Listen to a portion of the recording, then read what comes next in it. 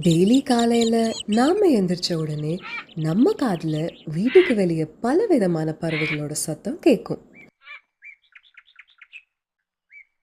தினமும் அதை கேட்டுக்கிட்டு தான் இருக்கோம். ஆனால் அந்த சத்தம் எந்த பறவையோட சத்தம்னு என்னைக்காவது யோசிச்சு பார்த்துருக்கோமா? காகம், குயில்னு சில பறவைகளோட சத்தத்தை நம்மளால் அடையாளம் காண முடியும். மற்ற சத்தங்கள் நாம் கேட்ட சத்தங்களாக இருக்கும். ஆனால் அதெல்லாம் எந்த பறவைகளோட சத்தங்கள்னு நம்மள பல பேருக்கு தெரியாது. இந்த வீடியோவில் நம்ம வீட்டை சுற்றி நாம் டெய்லி கேட்கக்கூடிய பறவைகளின் ஒலி எந்த பறவைகளோட ஒலின்னு தெரிஞ்சுக்குவோம். வாங்க வீடியோக்குள்ளே போகலாம். இது காகத்தோட சத்தம்னு நமக்கு நல்லாவே தெரியும். எப்பவுமே நம்ம வீட்டுக்கு வர முதல் விருந்தாளி இவங்க தான்.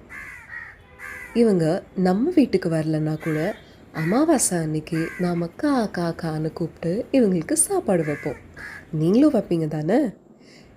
இவங்க எப்பவும் கூட்டமாக தான் வருவாங்க. எல்லாரும் சொல்கிற மாதிரி சாப்பாட்டை பகிர்ந்தெல்லாம் சாப்பிட மாட்டாங்க. சாப்பிட்டு மிச்சம் இருக்கிறத தான் மற்றவங்களுக்கு கொடுப்பாங்க. இப்போ இந்த சத்தத்தை கேளுங்க. நிறைய பேருக்கு இது குயிலோட சத்தம்னு நல்லாவே தெரியும். வசந்த காலத்தோட தூதுவன்னு குயிலை சொல்லலாம். இப்படி இனிமையாக குரல் எழுப்புறது ஆண் குயில்கள் மட்டும்தாங்கிறது நம்மள எத்தனை பேருக்கு தெரியும்? இது ஆண் குயிலோட சத்தம்தான். அதிகாலையில் சூரியன் உதிக்கிறதுக்கு முன்னாடியே இந்த குயில்களோட சத்தத்தை நம்மளால கேட்க முடியும்.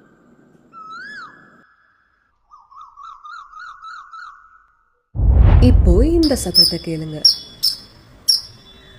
இந்த சத்தம் ஒரு பறவையோட சத்தம் மாதிரி இருந்தாலும் இது பறவையோட சத்தம் இல்லை.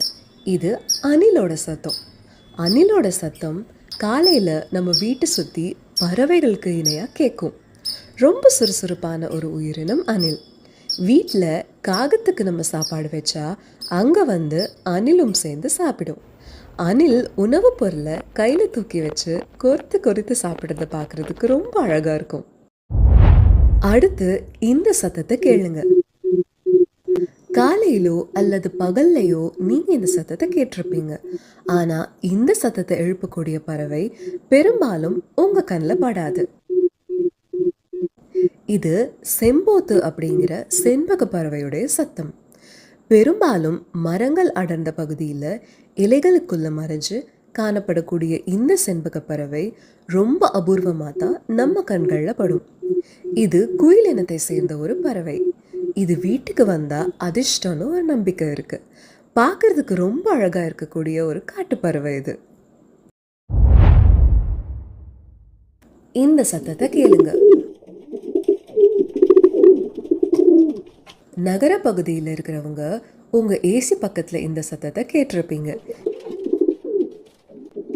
இது புறாவோட சத்தம். கர்ரு புர்ருன்னு தொண்டைக்குள்ளே இருந்து கத்துற மாதிரி இதோட சவுண்டு இருக்கும். சமாதானத்தின் சின்னமான இந்த புறாக்கள் பெரும்பாலும் வீட்டின் மொட்டை மாடிகளிலும் கோபுரங்களிலும் இருந்துக்கிட்டு இந்த ஒலியை எழுப்பும். சென்னை மாதிரியான நகர்ப்புறங்களில் இப்போ புறாக்கள் ரொம்ப அதிகமாக காணப்படுது.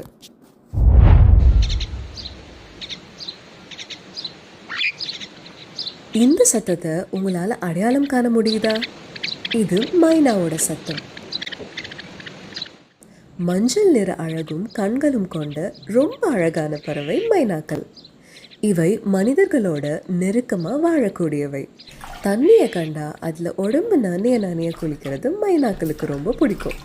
அதை பார்க்கறதுக்கே கண்களுக்கு விருந்தாக இருக்கும். காது கிழிக்கிற மாதிரி அதே சமயம் இனிமையாக இருக்கக்கூடிய இந்த சத்தத்தை கேளுங்க. கேட்கும் போதே தெரியுது இது ஒரு பறவை கூட்டத்தோட சத்தம்னு. ஆமாம், இது ஆங்கிலத்தில் 7 சிஸ்டர்ஸ் அப்படின்னு அழைக்கப்படக்கூடிய பூனில் குருவியோட சத்தம். இதை தவிட்டுக்குருவின்னு சொல்லுவாங்க. இந்த பூனில் குருவிகள் எப்பவும் கூட்டமாகவே வரும். அதனால தான் இதுக்கு 7 சிஸ்டர்ஸ் அப்படின்னு பெயர் வைக்கப்பட்டிருக்கு. ஒரு குருவி சத்தம் எழுப்ப ஆரம்பித்தா அந்த கூட்டத்தில் இருக்கக்கூடிய எல்லா குருவிகளும் ஒரே நேரத்தில் சத்தம் எழுப்பும். சத்தம் பெருசாக இருந்தாலும் கேட்குறதுக்கு ரொம்ப இனிமையாக இருக்கும். இந்த சத்தம் நினைவிருக்கா? ஒரு காலத்தில் வீட்டை சுற்றி எப்பவும் கேட்டுக்கிட்டு இருக்கக்கூடிய ஒரு சத்தமாக இந்த சத்தம் இருந்தது. ஆமாம், இது சிட்டுக்குருவிகளோட சத்தம்தான். இதுவும் மனிதர்கள் இருக்கக்கூடிய இடத்துல அவர்களோட சேர்ந்து வாழக்கூடிய ஒரு பறவை தான். இனிமையான ஒளியை எழுப்பக்கூடிய இந்த சிறு பறவைகள் இப்போ அழிஞ்சு வரும் இனமாக மாறிடுச்சு.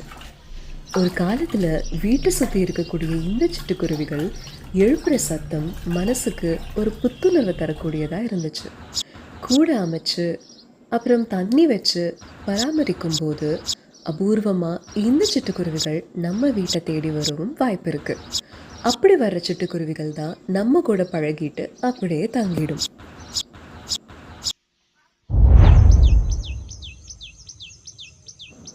இந்த சத்தத்தையும் காலையில் நீங்கள் கேட்டிருப்பீங்க. இது தையல் குருவி அல்லது தையல் சிட்டு அப்படிங்கிற ஒரு குட்டி குருவி. இது ஆங்கிலத்தில் டெய்லர் பேர்ட்னு சொல்லுவாங்க. இந்த குருவி உங்கள் கண்ணு முன்னாடி இருந்தாலும் அதை தெளிவாக நீங்கள் பார்க்குறதுக்கு அபூர்வமாக இருக்கும். ஒரு இடத்துல பொறுமையாக நிற்காது. படுபயங்கர சுறுசுறுப்பாக கண்ணிமைக்கும் நேரத்தில் அங்கே எங்கேன்னு தாவிட்டு இருக்கும். இதெல்லாம் நம்ம வீட்டை சுற்றி இருக்கக்கூடிய பறவைகள். இயற்கையோட இணைஞ்சு வாழ்றது ஒரு தனி சுகம், ஒரு ஆனந்தமான அனுபவம். அதிகாலையில் இந்த பறவைகளோட சத்தத்தை கேட்கறதுக்கு காதுக்கு இனிமையாக இருக்கிறதோட அது நம்ம மனசுக்கும் ஒரு புத்துணர்ச்சியை தரும். பறவைகளை நாம் நேசிக்க கற்றுக்கொள்ளணும். அவங்களுக்காக கோடை காலத்தில் நம்ம வீட்டின் மொட்டை மாடியில் ஒரு சின்ன பாத்திரத்தில் தண்ணி வைக்கலாம். அவங்க வந்து தண்ணீர் குடிச்சிட்டு அதில் குளிச்சுட்டு போகிறத பார்க்க நம்ம மனசுக்கு ரொம்ப சந்தோஷமாக இருக்கும். இந்த வீடியோ உங்களுக்கு பிடிச்சிருந்தா லைக் பண்ணுங்கள், உங்கள் நண்பர்களுக்கும் ஷேர் பண்ணுங்கள். மறக்காமல் நம்ம சேனலுக்கு சப்ஸ்கிரைப் பண்ணி நோட்டிஃபிகேஷனுக்கான பெல் பட்டனையும் ஆன் பண்ணி வச்சுக்கோங்க. தேங்க்யூ.